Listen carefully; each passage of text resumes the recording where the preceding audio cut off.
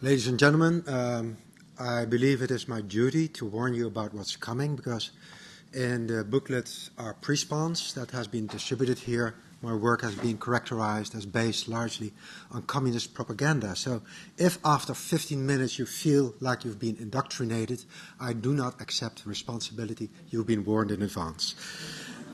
Somebody over here? Yes. Is it working? Yeah. Could you introduce yourself, please? Your name? My name is Steve Sherman. Thank you, Steve. I apologize for any statements might have made in that book about suggesting your communist sources. However, I think some of the communist sources would have corrected some of the errors that you had. I defer to Mike on the issues of the Montagnards themselves, but I do acknowledge that you were absolutely correct on what happened after 1975 is the disastrous policies of the North, contrary to all the promises that had been made. Steve, can you tell us something about this book which is being passed around?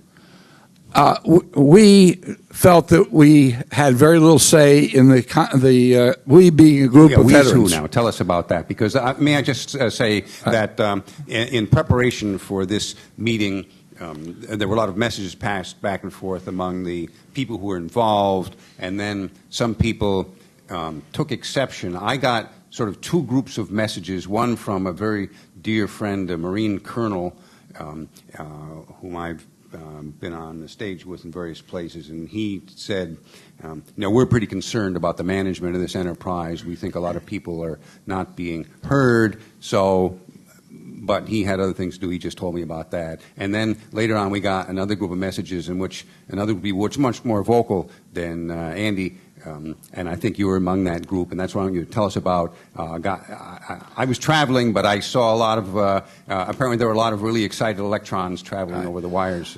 I think a lot of it may have been exaggerated by the language that's being used in the messages.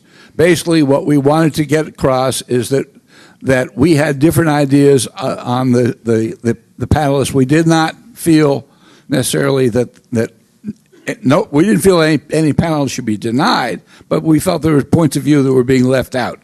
And was the second panel this morning a sufficient response to your concerns, or not yet? The second panel was an excellent choice of people, most of whom two of whom we recommended, but they are not reviewing the conference as a whole. They're telling a very important story of what they did. I hope some of the people who were on the panels during the day, during the rest of the conference, recognize how important it is for them to use these people as sources, the people who are there, the people who have direct knowledge, because I think a lot of discussions here are made without reference to live sources like that, and we're dying.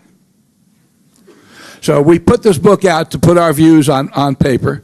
We're not dismissing the conference. We're very happy the conference takes place.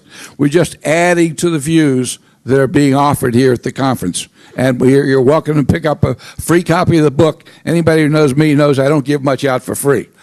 So go get it when you got a chance. Does that answer your question? Yeah, yes, it does. That's very good. And I just want to say, we want to get everybody's view here. This was, for my generation, so I went to